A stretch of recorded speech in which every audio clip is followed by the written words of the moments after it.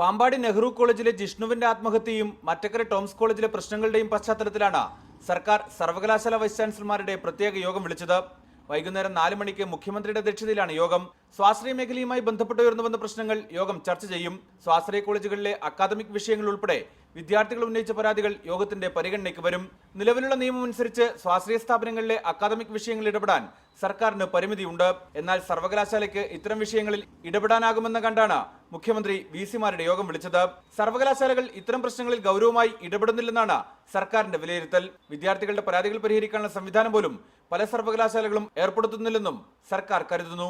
സ്വാശ്രയ മേഖലയിൽ നിലനിൽക്കുന്ന അരാജകത്വം ഒഴിവാക്കി വിദ്യാർത്ഥി സൗഹൃദമാക്കി മാറ്റണമെന്ന സന്ദേശം സർക്കാർ സർവകലാശാലകൾക്ക് നൽകും. നിയമപരമായ നടപടികൾ സ്വീകരിക്കുന്നതിന് സർവകലാശാലകൾ തയ്യാറാകണമെന്നും സർക്കാർ നിർദ്ദേശിക്കും. അതേസമയം ലോ അക്കാദമിയിലെ വിഷയങ്ങൾ മുഖ്യമന്ത്രി പരാമർശിക്കുമോ എന്നാണ് രാഷ്ട്രീയ ലോകം കൗതുകത്തോടെ ഉറ്റുനോക്കുന്നത്.